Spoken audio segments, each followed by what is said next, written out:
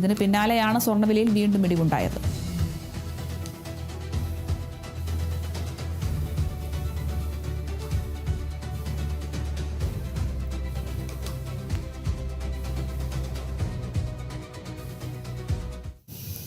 തൃശൂർ നാട്ടികയിൽ മദ്യലഹരിയിൽ സ്ത്രീയെ ആക്രമിച്ച് കാപ്പ കേസ് പ്രതി. തൃശൂർ നാട്ടിക ചെമ്മാപ്പള്ളി നഗർ സ്വദേശിനി സുജിതയെയാണ് ആക്രമിച്ചത്. നിരവധി ക്രിമിനൽ കേസുകളിൽ പ്രതിയായ ശരത്തിനെതിരെ പോലീസിൽ പരാതി നൽകിയിട്ടുണ്ട്. സുജിതയുടെ വീട് നിർമ്മാണം നടക്കുന്നത് ഇയാളെ അറിയിച്ചില്ല എന്ന കാരണത്തിലായിരുന്നു മർദ്ദനം. മുഖത്തടിയേറ്റ സുജിത വിറകുകൊള്ളി കൊണ്ട് ഉള്ള ആക്രമണത്തെ പ്രതിരോധിച്ചതോടെ ശരത്ത് പിൻവാങ്ങുകയായിരുന്നു. സംഭവത്തിൽ യുവതി ശരത്തിനെതിരെ പോലീസിൽ പരാതി നൽകിയെങ്കിലും പോലീസ് തന്റെ പരാതി അവഗണിച്ചെന്നാണ് സുജിതയുടെ ആരോപണം. തല്ലാൻ നോക്കിയപ്പോ കത്തി ഉണ്ടായിരുന്നു കയ്യില്. അപ്പൊ എനിക്ക് പേടിയുള്ളത് കൊണ്ട് ഞാൻ വടിയെടുത്ത് തിരിച്ചടിച്ചു അവനെ.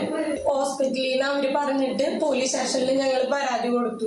പോലീസുകാർ പെറ്റീഷൻ എഴുതി മേടിച്ചിട്ട് ഇവൻ അന്വേഷിച്ച് വീട്ടിൽ വന്നിട്ടുണ്ടായിരുന്നു. അപ്പൊ ഇവൻ അവിടെ ഉണ്ടായിരുന്നില്ല.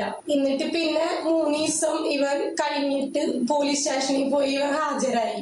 അപ്പൊ സാറിന്റെ അടുത്ത് ഇവൻ പറഞ്ഞത് എന്താന്ന് വെച്ച് കഴിഞ്ഞാല്, വീട്ടില് ഞാൻ ആണുങ്ങളെ രാത്രിയും പകലും കയറ്റണത് പെണ്ണുങ്ങൾ അവന്റെ വീട്ടിൽ ചെന്ന് പരാതി പറഞ്ഞിട്ട് അത് പ്രകാരം ചോദിക്കാൻ വന്നതിനെയാണ് ഞാൻ അവന്റെ കൈ തല്ലി ഓടിച്ചതെന്നാണ് പോലീസ് സ്റ്റേഷനിൽ അവൻ കൊടുത്ത പരാതി. എന്നിട്ട് പോലീസുകാർ പറഞ്ഞു ഞങ്ങളിത് CCTV പരിശോധിച്ചിട്ട് പറയാന്ന് പറഞ്ഞു. പിന്നെ അവരുടെ ഭാഗത്തുനിന്ന് ഒരന്വേഷണം ഉണ്ടായില്ല. നമ്മളെ വിളിക്കുക പോലും ചെയ്തില്ല അവര്. 1000 കപ്പലുകൾ ബർത്ത് ചെയ്തെന്ന ചരിത്ര നേട്ടം സ്വന്തമാക്കി വിഴിഞ്ഞം തുറമുഖം. നേട്ടം MSCയുടെ മദർഷിപ്പ് ലൂസിയാന വിഴിഞ്ഞത്ത് ബർത്ത് ചെയ്തു.